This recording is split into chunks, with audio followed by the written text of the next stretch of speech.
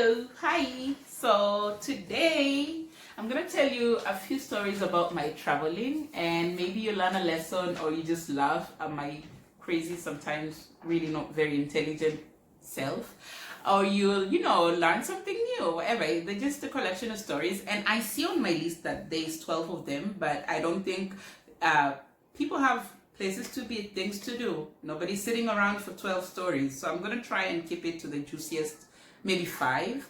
So the first thing is, when you're traveling, be confident. Be confident, because especially if you're an African passport, people do tend to just think you are, after staying in their country, especially if they're a developed country, or you are, you're a drug dealer, especially in Asia. If you're black, the first default is you're prostituting or you're a drug dealer, which is a horrible thought. But it does happen when you meet particular people. So be confident. Walk with the confidence of a white man, like you're supposed to be here. This is your oyster and you're making your pearls. Okay? I was traveling from Istanbul to Berlin, and this guy, the immigration officer, was checking everybody's passport and stamping and saying, yeah, enjoy your stay in Berlin or whatever. He gets to me, he takes my passport, he looks down, he then looks back at me, looks down, back at me, down, and he does this for almost 2 minutes, at the point where I started off with, hi, and then I was like, then I was like, really?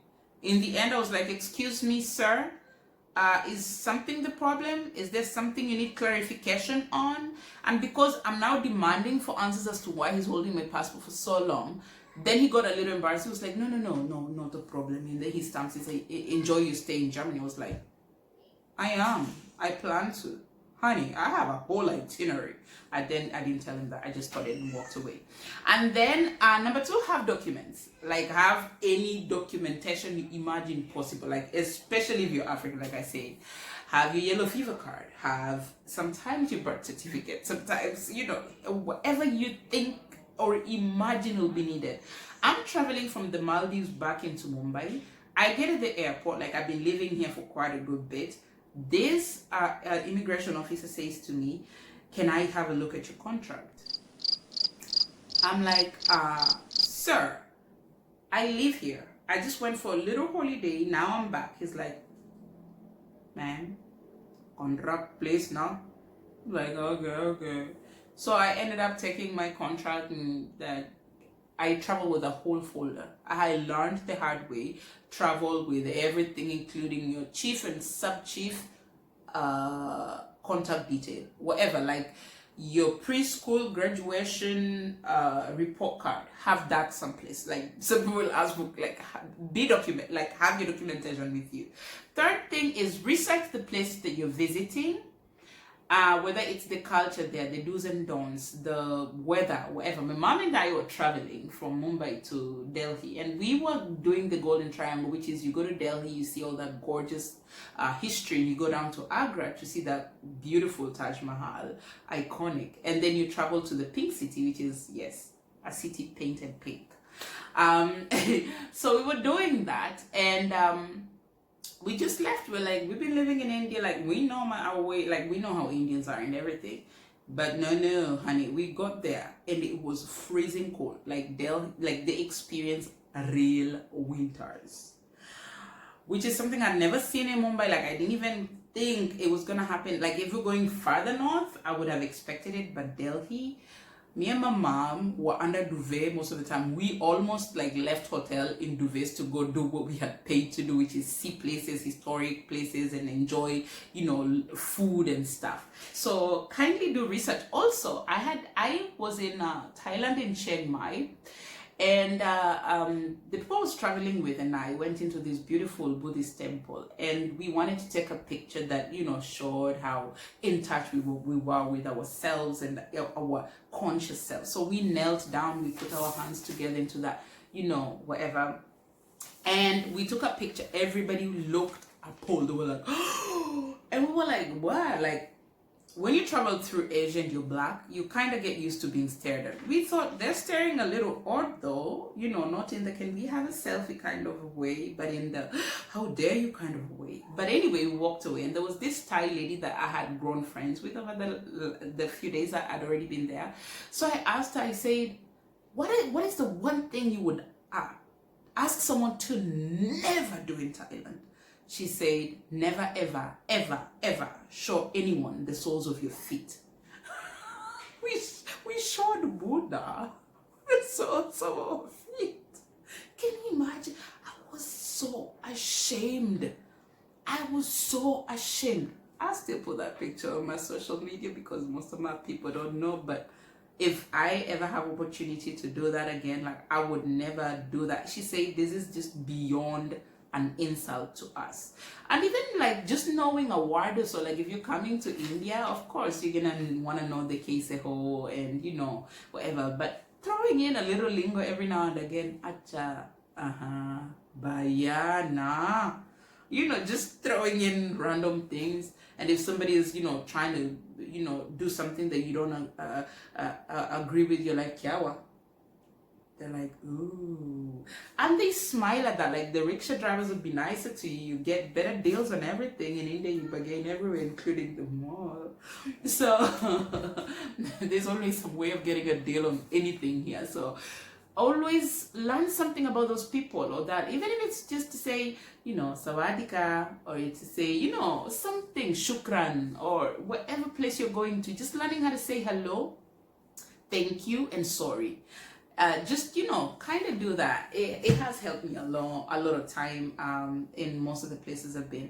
And then other than just doing your research, be open-minded. Now this I will never forget. It's one of the stories that I will forever remember. I was in Berlin and I was only there for around 4 days. So I was in and out, but I wanted to see the city. It was my first time there. I wanted to explore it. So I was waiting for those tour buses. I paid for it, and you have to wait for it, like, of course, Germans with their time and being sticklers for it. I was waiting at that stop where the agent had said, you just wait here, the bus will come, this is your number, blah, blah, blah. I was waiting there. My favorite eye color in the whole world is green. Like, I'm obsessed with green eyes. So I was just standing there waiting. And this little girl came by and she was staring at me. And I was a little, like, at first I was like, I didn't think this happened here. I thought this was like an Asian thing where they stare at you, or, you know, some like little corners where they haven't seen a lot of black people. But in Berlin, there's a good black population. This girl was looking at me, but I was so like entranced by her eyes. I was just looking into her soul. I was like, oh, those are gorgeous green eyes. And she was so beautiful, and she was dressed so warm, she was clean, she was just, you know, I wanted to give her a hug. And I didn't want to stare too. I was like, you know, waiting for my bus, looking down the road, looking at my watch, and I was like, you know, looking at her, and I could see that she was still looking at me. I was like, that's weird. I don't think I'm anything like special, so why is she looking so hard? And I was with a friend of mine, but she'd gone into a store and she came back out. And I was just, the bus was now coming up the road. I was just about, you know, and then I noticed this little girl had been sticking her hand out the whole time. She was begging, but all the toxic learning that I have been taught my entire life. I'm black, I'm African, I'm a black African woman. I never imagined in my entire life a green-eyed blonde German girl would be trying to get anything from me. Like, it just never registered. So when I was looking at her, I wasn't even like, this was not even in the realm of thoughts I can conceptualize. It just wasn't. And then I learned that this is how low I've been taught to sit. And I've just been told you should wait for the droppings under the table. And I know it's sad, but it did teach me to just look at things with a much wider, opener mind. If you go someplace, don't just believe that because you are a certain way, people will perceive you in another way. Like, I felt so good because the bus was there, I had to get on. I couldn't give her any loose change because it wasn't accessible so quickly. And my friend was like, you know, I saw that girl, you know, begging from you. Like, you couldn't even give her, like, you know. I was like, I didn't know. So it's in a way, open-mindedness, but in a strange way, where usually you go place, you appreciate other people's culture and learn how to do things and whatever. But also just being open to the possibilities. Which one should I do last? Try and meet the natives. try and hang out with the natives. What happens in every country, there are touristy places. You know, if you come to Kenya, you're thinking Mombasa, you're thinking Masai Mara, you're thinking Nakuru National Park, Tsavo, you're thinking Amboseli, you're thinking Nairobi National Park. But there are so many other things in between those things that you can do. And in every country, there's such gems. And the only way to know those gems is to know the locals. Even if you're in a place for for 12 hours, try and make friends with somebody who comes from that place and try to show them who you are and your soul, and let them see, let them want, like, I also remember when I was in Thailand, I got the best deals out of the night market because I had learned how to say, sawadika, and I had to say kap kongkun. I don't remember clearly, but I learned, like, that got me a few deals. Those, like, I just had embraced the people. I embrace everybody, to be honest. I'm a little bit of a weirdo like that. I embrace too much of everything that I live within. And then number 6, cooperate. Cooperate until you can't. Whenever you're traveling and people say, can I see this? Can I see that? Like, I will tell you, I was traveling to Dubai. It was my first time to ever go to Dubai. It was in 2011. I'd gone for some work. And at the airport, they had this thing where they scan your eyeball because they didn't trust fingerprints. Those Emirati guys. And this guy kept saying, stare into this scanner thing, and it would take a print of your eyeball, and then they would verify and keep you in the system, and now you're safe to enter. You can tell by the size of my eye, like, I can't open my eyes that wide, and this guy couldn't get my eye. He was like, open it, open. I was like, and I just couldn't open my eyes wide enough. Everybody was down in stitches. I was traveling with a friend and colleague of mine. She was dying. But that Emirati guy was so impatient and was so abrasive. He was like, madam, open your eyes. I was like, and you can't really assist with your hands because the scanner needs to, like, get in there without any obstruction or whatever. And I was patient until that guy got on my last nerve. I was like, excuse me, you can tell by the size of my eyes, I am not doing this intentionally, sir. So if you could just give me a minute to try and harness my inner God to come help with the opening of my eyes. Chill. All right? And then, because I've been so patient with him, I was like, okay. And I was like, okay. It did end up being done, or maybe he just told me it's done so that he get rid of me, but I did end up entering. And then I learned that sometimes people just, are like just shoving you about for no reason, and you need to be nice and you need to be, understanding and cooperative until it gets too much where people are just expecting you to do what you really can't. And then dress appropriately. I was traveling via Easy Coach from Nairobi to Western to see my mom, and I wanted a window seat. I was like, yeah, I'm gonna get there. It was an overnight trip. I got to the bus and I thought I dressed warm, but the window was sitting at had cracked a little, like it couldn't close all the way.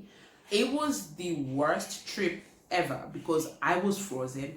I was, I couldn't switch with anybody else because nobody wanted to sit at that little window because it just wouldn't close. And it was an 8-hour trip.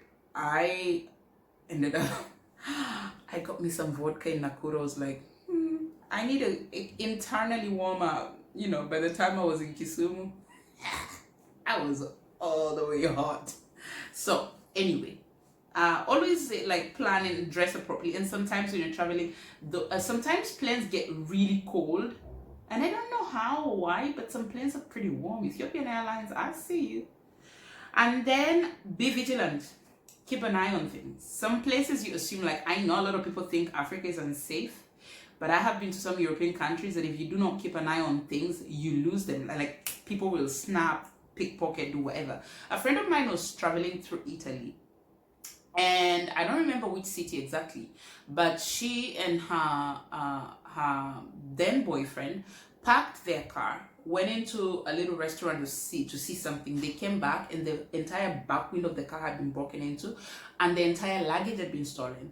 Inside that luggage was their money, their documents, their visas, their passports, everything. She's lucky she's Australian. She made phone calls in her country, and her mom and whoever worked around to make sure that she got her documents. If it was a Kenyan passport, like, I cannot even imagine what hell you would have to go through. And I know some people, this has happened to some people, and it was on a Friday, and nothing was open that evening. Nothing was open on Saturday and Sunday, and she had to wait until Monday, and she was stuck there for a good 2 weeks before she could make her way back. And so just be vigilant, keep an eye on things when you're traveling, and be open-minded. Sometimes when you're traveling and you're so stuck on the way you do things, a friend of mine was actually joking. She was telling me, you know what an American tries to find whenever they end up in a new country? Say, no, what? She said, McDonald's, And I know, like, I have a very close American friend of mine who does love a good hash brown. And whenever, she's in any country, yes, she'll indulge in the native food and everything, but she will also be like, can we get a few hash browns from Mackley? It's just an American thing to do. And I'm so sorry for all the Americans who do not do this, but it was just a joke. And it's just to say that sometimes when you go to places, try new things. What's the point of traveling so far from your village or your county or your district or your province or your country to just go do the same shit you do home over there? Like, be adventurous, try some new things. And then enjoy yourself. Just remember to have fun. Remember to have fun. Remember to indulge in whatever you like. Just enjoy the entire while. I hope you enjoyed today's video. Kindly subscribe and press the notification bell. It will cost you nothing, but it will mean the world to me. Thank you so much, and here's a sneak peek of next week's episode.